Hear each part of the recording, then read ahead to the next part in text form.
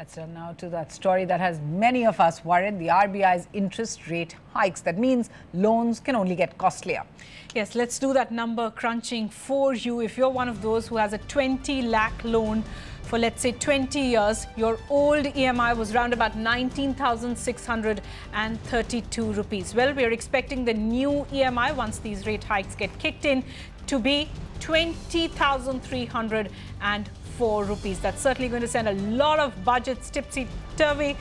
For instance, if you're one of those who has a 30 lakh loan for 20 years, your old EMI stands at 29,449. We are now expecting the new EMI numbers to stand at 30,456. This is, of course, assuming that banks have increased floating rates by 0.50%. Well, lots of questions then to take straight to the co-founder of PropTiger, Kartik Varma, joining us. Thanks very much, Kartik, for joining us here on 8 p.m. Prime. I think the biggest number of questions people are asking, is it a good time to shift from that floating home loan rate that they've had to a fixed rate?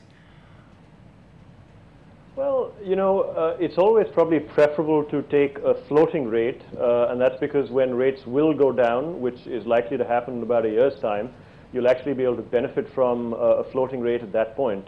If one were to consider a fixed home loan at this point in time, I think the rates would be even higher than the 10.5, 10.75 that we're expecting rates to get to once all the banks mark to market, you know, the rates in another week or so post the announcement today. You could probably get a fixed rate loan for about 13, 14%, which is way higher than what, you know, the 10.75 we're expecting the rates to get to. So it's probably safer to stick to a floating rate loan.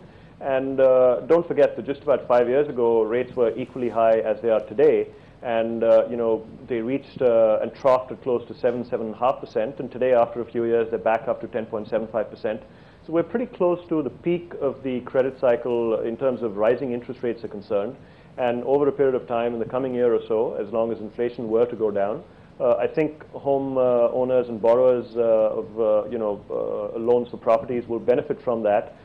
Just need to be a little bit more patient right now.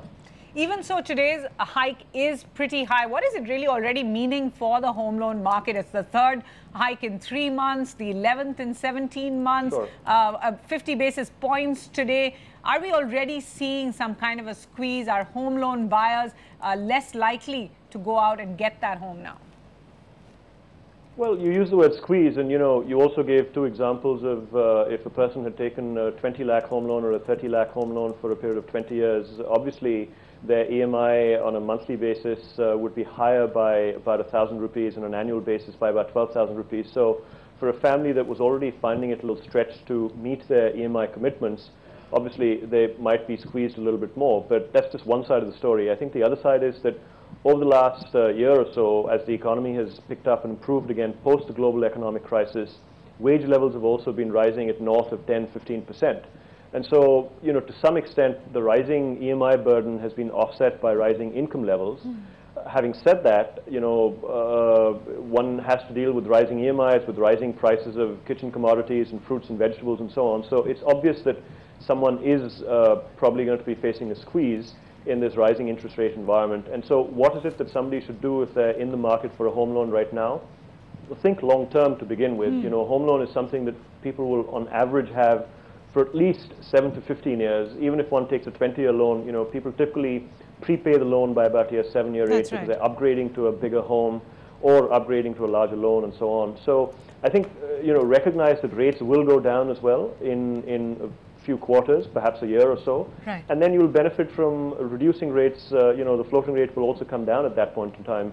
And prioritize, you know, certain expenditures. If you're spending a lot of discretionary income on things like movies and pizzas and takeouts, cut that down so you can actually afford to pay the 1,000 rupees of extra EMI on the size of loans that you described earlier in the show.